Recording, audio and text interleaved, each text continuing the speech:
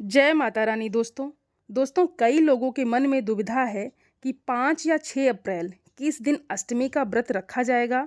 तो आइए हम सभी जानते हैं कि अष्टमी तिथि कब से कब तक रहेगी और इस दिन कन्या पूजन का शुभ मुहूर्त क्या रहने वाला है। तो वैदिक पंचांग के अनुसार इस बार चैत्र शुक्ल अष्टमी तिथि का प्रारंभ होगा 4 अप्रैल दिन शुक्रवार को रात 8:13 से। साथ ही अष्टमी तिथि की समाप्ति होगी 5 अप्रैल दिन शनिवार को शाम 7:26 पर। तो ऐसे में उदया तिथि के अनुसार अष्टमी 5 अप्रैल शनिवार के दिन मनाई जाएगी। ऐसे में अष्टमी तिथि पर कन्या पूजन करने वाले लोग भी इस दिन कन्या को भोजन करा सकते हैं। अष्टमी तिथि के दिन कन्या पूजन का सबसे शुभ मुहूर्त माना जाता है अभिजीत मुहूर्त, जो कि 5 अप्रैल शनिवार को दोपहर 12:04 से 12:54 तक रहेगा। इसके अलावा सुबह सूर्योदय यानी सुबह 6:19 से 12:54 तक का जो समय है वो कन्या पूजन के लिए शुभ समय रहने वाला है। और इसी बीच में राहु काल, जो कि इस दिन सुबह 9 बजे से 10:30 बजे तक रहेगा। तो अगर हो सके तो राहु काल के समय का आपको त्याग कर लेना चाहिए।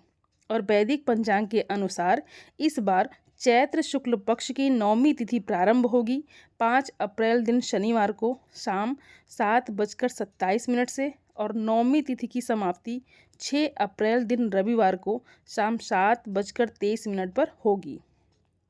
तो ऐसे में उदया तिथि के अनुसार नवमी तिथि रहेगी 6 अप्रैल रविवार को, यानी राम नवमी भी इसी दिन मनाई जाएगी। और माँ सिद्धिदात्री की पूजा इस दिन की जाएगी। और इस दिन भी कन्या पूजन का सबसे शुभ मुहूर्त अभिजीत मुहूर्त रहेगा। और अभिजीत मुहूर्त इस दिन दोपहर 12:04 से 12:54 तक रहेगा। इसके अलावा आप सुबह 6:18 से दोपहर 12:54 के बीच में भी कन्या पूजन कर सकते हैं। और इस बार नौमी तिथि के दिन पुष्य योग का और सर्वार्थ सिद्ध का शुभ योग भी बन रहा है। तो ऐसे में आप यदि सुबह के समय या दोपहर के समय भी किसी कारण से कन्या पूजन नहीं कर पाए हैं तो शाम 6 बजे तक भी कन्या पूजन कर सकते हैं। हालांकि मान्यताओं के अनुसार कन्या पूजन दोपहर से पहले पहले कर लेना ज़्यादा शुभ समझा जाता है। तो जो लोग नौमी के दिन व्रत का पारण करते हैं या कन्या पूजन करते हैं तो वो भी उस दिन कन्या पूजन करने के बाद अपने व्रत का पारण भी कर सकते हैं। हालांकि कुछ लोग दशमी तिथि को ही व्रत का पारण करते हैं।